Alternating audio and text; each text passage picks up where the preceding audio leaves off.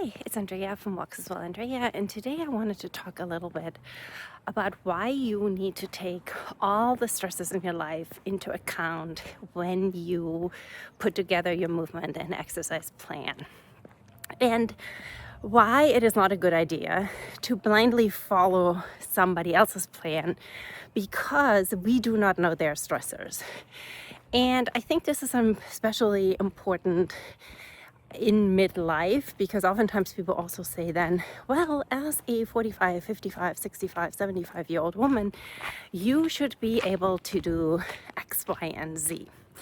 But what people do not take into account, either when they report what they do themselves or when they share plans, is that especially in midlife, but really at any point in life, we all have very different demands on us. And exercise and movement are stressors. They're good stressors. They make us stronger, faster, more resilient, right? We want them. However, if we have already a lot of other stressors in our life, it is easy to do too much and then have consequences because of that.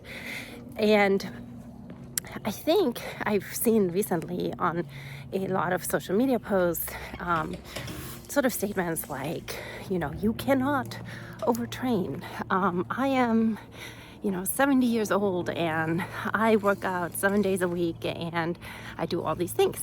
And I actually don't doubt that there are people like that, and especially if the people have not a lot of other stressors in their lives. So if you can work out every day or close to every day, but you can also spend a lot of the rest of the day resting, you can sleep well, all the things, and you have been working out for quite some time consistently, yes, your tolerance will be quite high. However, there are many people in that age group that have many, many other stressors in their lives, right? Many of us are caretakers of either younger people, children, grandchildren, older people, parents, other family members, spouses. We also, very, very much in terms of our working status, some of us maybe semi-retired, retired, some of us maybe working, may actually be working more than ever before. So there are many differences. Our sleep. I personally spent a lot of time and effort to try to sleep well. I pay attention to my sleep hygiene. I pay attention to supplements, to all sorts of things. I am not a great sleeper, so I know that I always have to pay attention to my sleep, and when I don't sleep enough, my recovery suffers, my workouts suffer, and it's a time when I can get in trouble.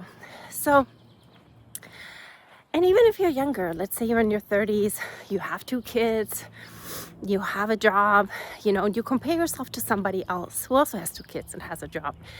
Their kids may be totally different than yours. Maybe their kids are great sleepers and yours are not. Maybe their job is relatively easy and they can actually sort of relax and you cannot.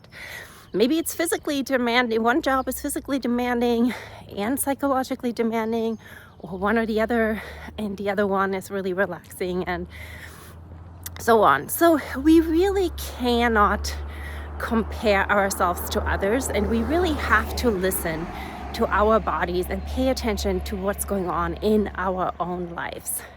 So if you see the next post on social media and somebody tells you what to do because you're a certain age, think again, listen to it, take it with a grain of salt, and look at your life, your stressors, how you feel, how you recover, and build your program accordingly. Have a great day and keep moving, but also keep listening to your body. Bye now.